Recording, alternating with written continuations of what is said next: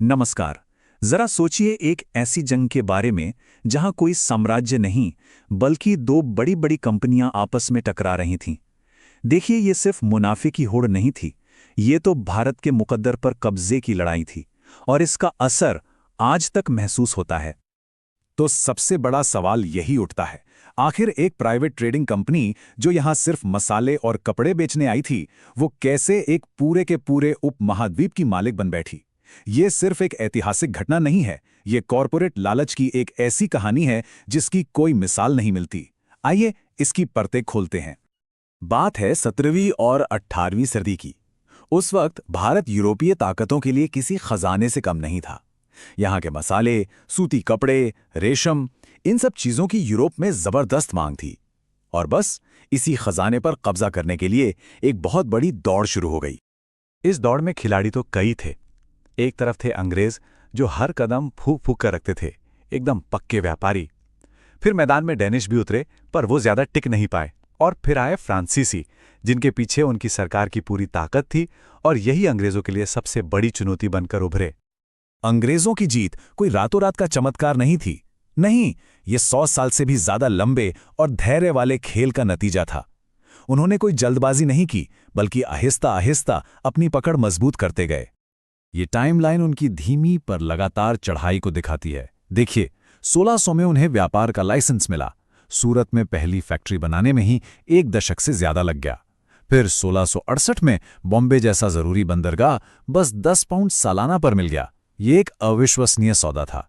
लेकिन असली game changer तो एक सदी बाद आया, 1717 में, एक शाही फरमान के तौर पर। और यही था वो निर्णायक मोड़। फर्रुखसियर का ये फरमान कंपनी के लिए एक मैग्ना कार्टा बन गया। इसने अंग्रेजों को बंगाल में बिना टैक्स दिए व्यापार करने की खुली छूट दे दी। इसका सीधा मतलब था बाकी सबसे कहीं ज्यादा मुनाफा, और उस मुनाफे से अपनी ताकत को और भी ज्यादा बढ़ाना। लेकिन अंग्रेज मैदान में अकेले नहीं थे। अब कहानी में एंट्री होती है फ्रांसीसियों की। वो आए तो देर से, पर पूरे लाव लश्कर और शाही ताकत के साथ। उनकी कंपनी कोई आम प्राइवेट कंपनी नहीं थी, वो तो सीधे सीधे फ्रांस के राजा का एक हथियार थी। और ये जो बुनियादी फर्क है ना, वो बहुत अहम है। एक तरफ थे अंग्रेज व्यापारी जो अपने मुनाफे का हिसाब किताब कर रहे थे, और दूसरी तरफ थे फ्रांसीसी जो सीधे पेरिस में बैठे राजा से हुक्म ले रहे थे।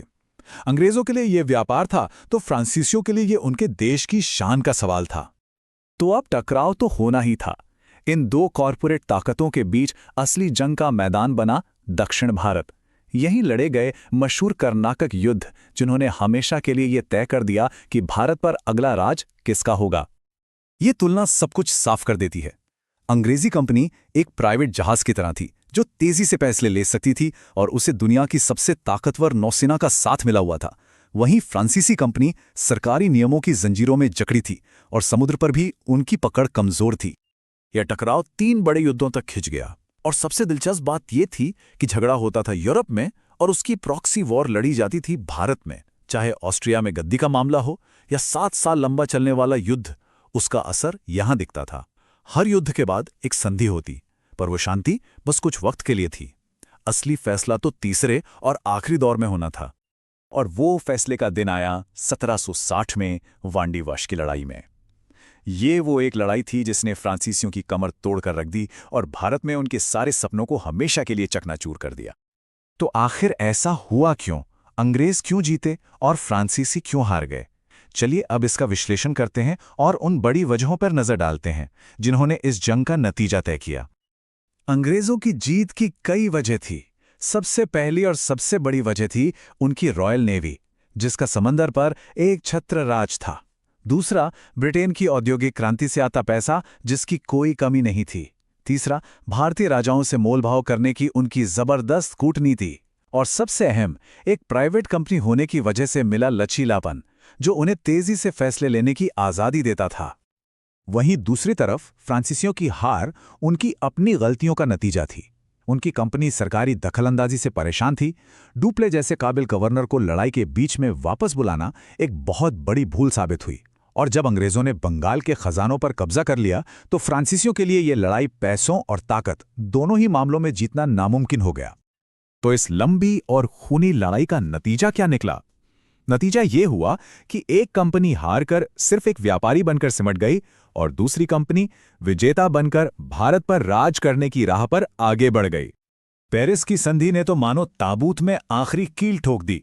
संधि के शब्द बिल्कुल साफ थे।